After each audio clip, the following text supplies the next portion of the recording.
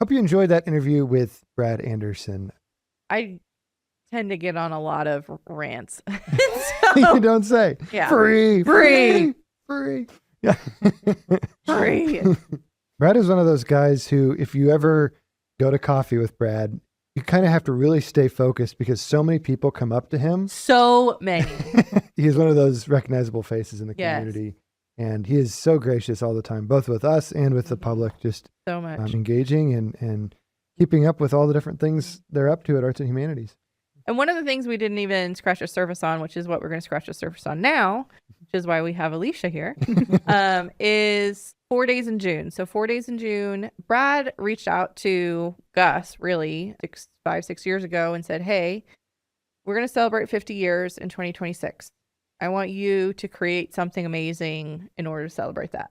And that was it. No parameters, nothing. I will say he did ask. It wasn't a He demand. did ask. But yeah, we were sort of naive enough to say yes. And the project has sort of gone all over the place since then in a good way and grown into a full blown thing. And Alicia's had a really interesting perspective on this because when you started, you were an intern. You were sold. Yeah. When we said school. yes to this, that was my first year as an intern, 2021. And that is when the festival, was that the September year? It was in Yes. September, the first year after COVID. It was in September rather than June. And Alicia kept coming back as an intern for 2 years or Then 1 year. one more year One more after year. that. And then joined the full staff. Yeah. And then we dumped the directorship of the film on Alicia. So I guess also for our audience, Alicia, can you introduce yourself for us? So that our audience actually knows who you are. Yeah. So I'm the producer here at Feely. So I do a lot of client relationship kind of things and project management. And I'm from Salina. So I've lived here since I was 1 year old. And then I went to Sterling College for 4 years and then I came back and now I live here again. Anything else that you maybe just your, I don't know, share your interests with acting maybe. Yeah. So outside of video production, I enjoy acting on stage. Spend quite a bit of time in theater productions. I like vocal music and then just everything that has to do with every kind of story. Basically, reading, dance is a form of storytelling. Yeah. Any kind of story, I will get on board with it for sure. Well, it was, the first couple years of this project, 2021 and 2022, we didn't really know what this story was. We were trying to tell about the River Festival. We just kind of showed up and filmed. And it wasn't until Alicia and I started having deeper conversations about the festival and what it meant to us that kind of the the current form of the festival doc was born. Yeah. I think my memory of it is I started working at Feely full time in May of 23. And so we pretty much went into shooting for that 23 festival right away. So after we did that year shooting, I was kind of thinking to myself, we don't have a trajectory. We are showing up and we're pointing cameras at stuff. And if we want this to materialize into something meaningful in a few years, we need to start creating some kind of plan.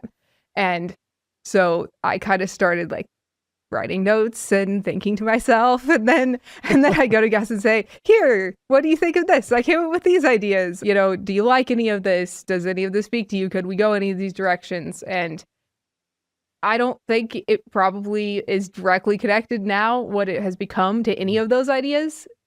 I don't know, maybe. We couldn't have arrived at the ideas. The whole process of this has been come up with an idea, chase that idea, see if it works, see the parts that don't work, rework it, try it again, look at that, see what's not working, rework again. The number of outlines and lists and plans that got scrapped, or we took part of it and scrapped the rest. There's so many documents and there's a lot of outlines. What's really fascinating is kind of what has emerged from this.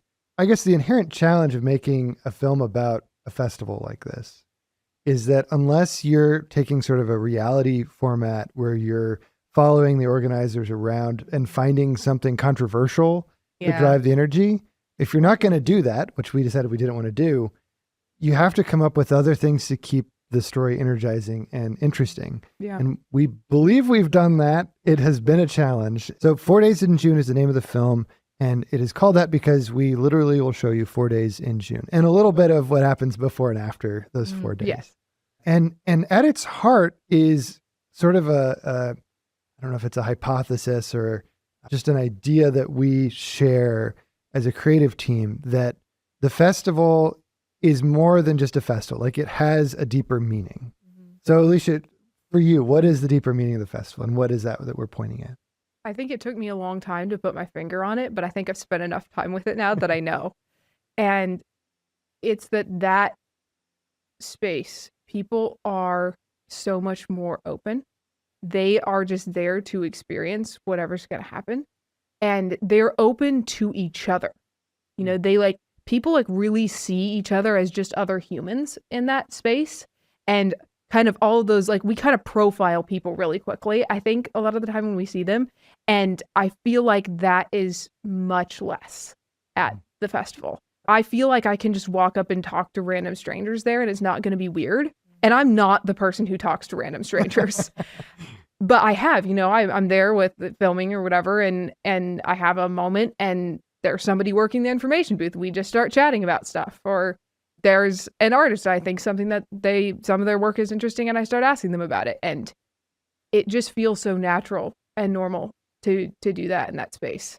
There's definitely, there's this kind of just freedom, and that we're all there for the same purpose, but at the same time, there's that freedom to be yourself.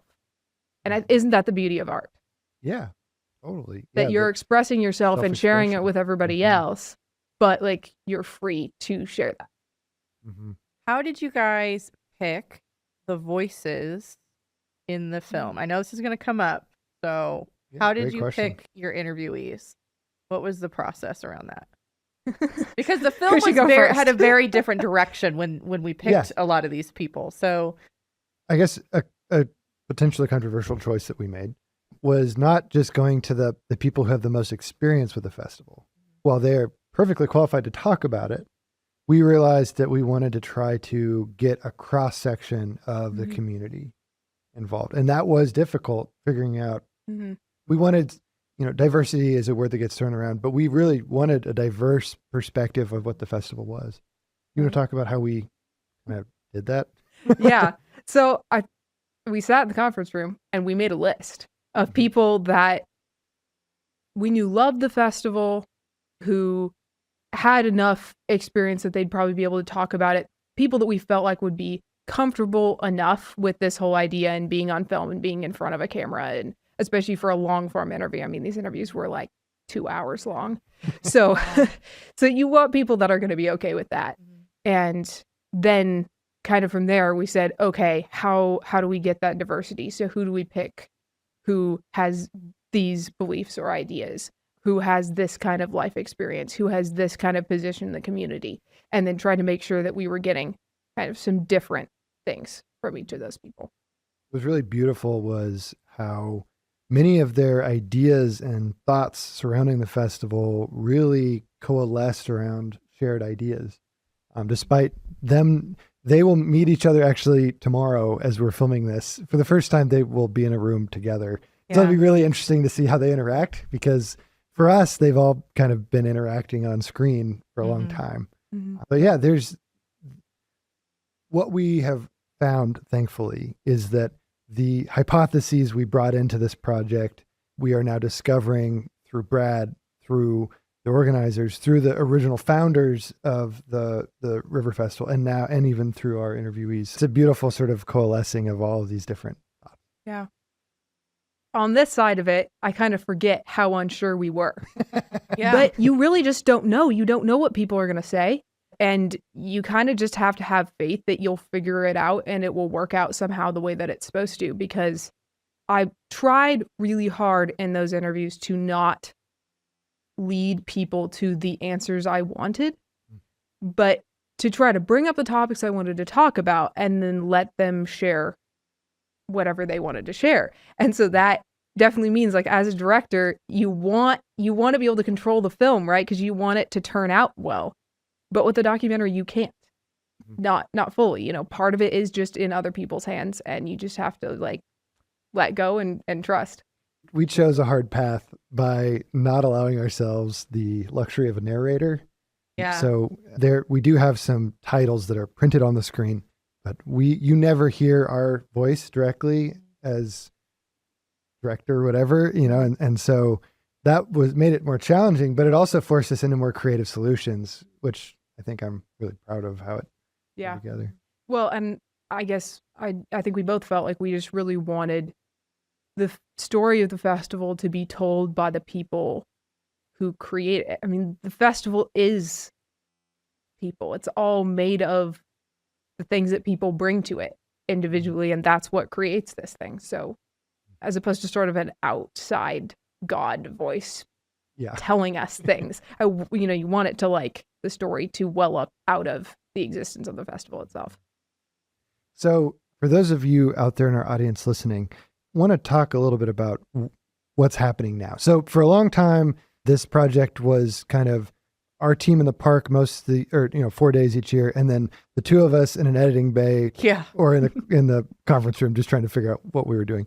And now it's grown to be a much larger kind of beast. We have a composer working on music. We have a mixer working, and many of our staff are working on marketing right now in a major way, and how this thing is going to roll out into the world. So there's going to be a private screening here in Salina on July 9th. That will be our premiere. Yep. And then the following 6 days, 10th, 11th, 12th, 13th, 14th, 15th, 6 days. 6 days, 10th through the 15th of July, it will show at the Salina Art Cinema. So you would get tickets how you would normally get tickets from there. You can, I think, get them online. You can just go up to the box office, but it will show at the Art Cinema.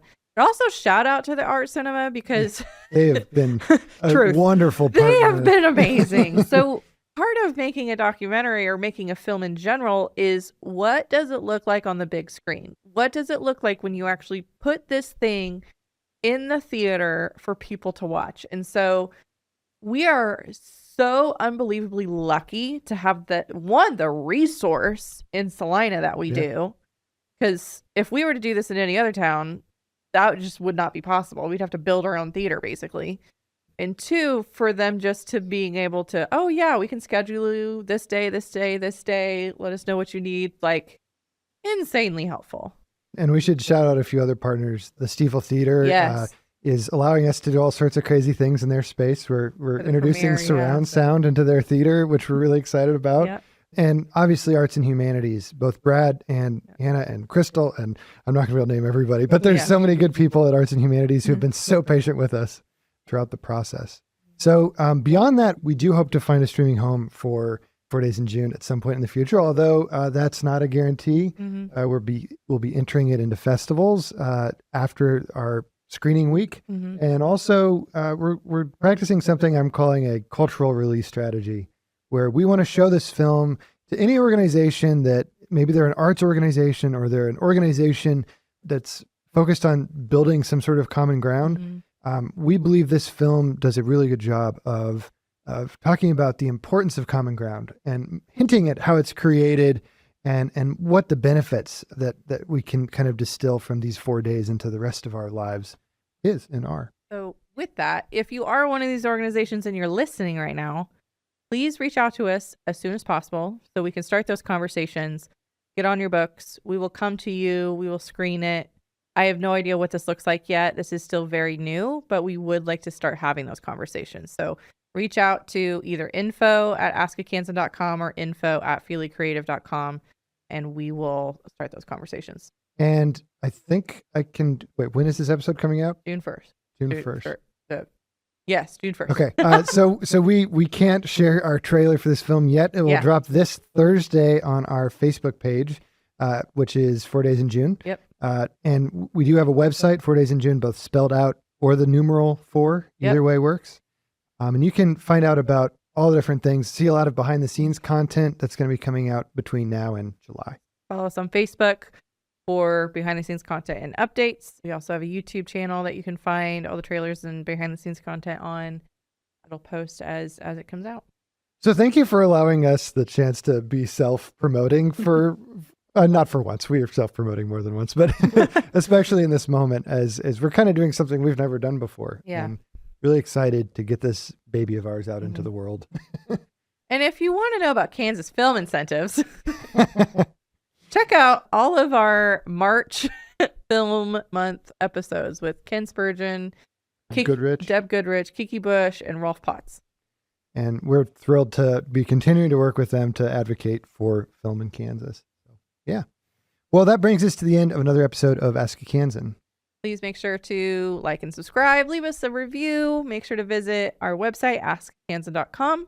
We do have merch. Buy a t-shirt, buy a water bottle. We'd love to see it out in the world. Here's my water bottle with all of my stickers on it. And it says, Curious Kansan and Ask a Kansan. Really good water bottle. Keeps your water cold and fresh. As long as you replace it often. That's the key part there. See you later. Thanks.